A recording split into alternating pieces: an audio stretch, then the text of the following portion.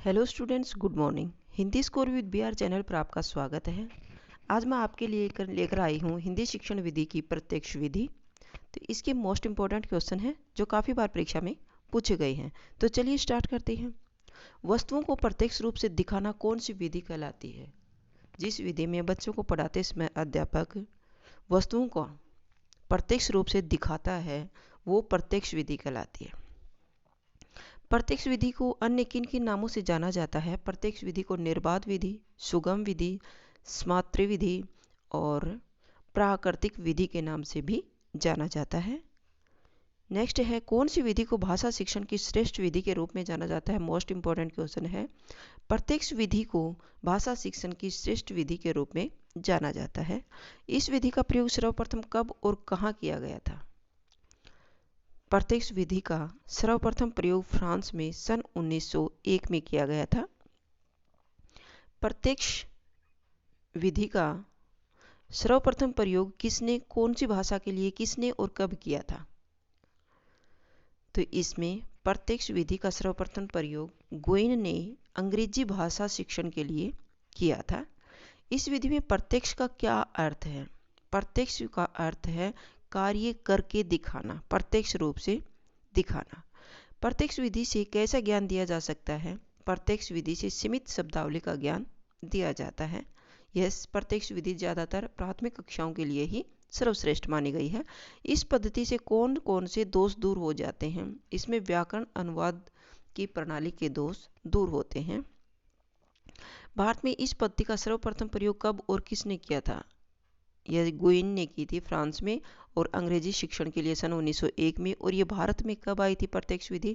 भारत में professor VP वोकिल ने संस्कृत शिक्षण के लिए सन 1951 में इसका प्रयोग किया था। भारत में इसके प्रवर्तक और समर्थक कौन थे? भारत में प्रत्यक्ष विधि के प्रवर्तक थे प्रोफेसर वोकिल और जिसका समर्थन किया था, इस विधि का समर्थन करने वाले थे जेफरसन गेटे।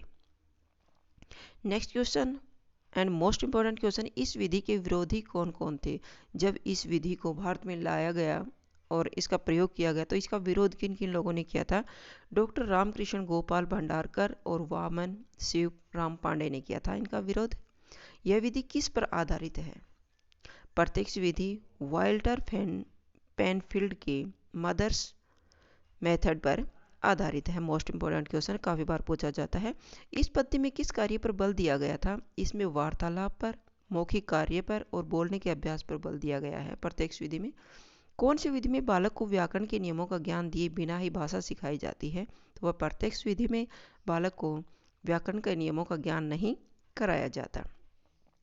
इस विधि में बालक किस प्रकार भाषा का ज्ञान प्राप्त करते हैं? प्रत्यक्ष विधि में बालक अनुकरण की विधि के द्वारा इसका ज्ञान प्राप्त करते हैं। यह विधि कौन सी कक्षाओं के लिए उपयोगी है? प्रत्यक्ष विधि प्राथमिक कक्षाओं के लिए उपयोगी है। इस विधि में काठिन्य निवारण के लिए क्या किया जाता है? जब बच्चे की भाषा के लिए कठिनता आती है बच्चे के सामने, तो उसका निवारण कैसे किया जाता है? दृश्य और श्रव्य साधनों का प्रयोग करके और पारंपरिक शब्दों का प्रयोग करके उसका निवारण किया जाता है।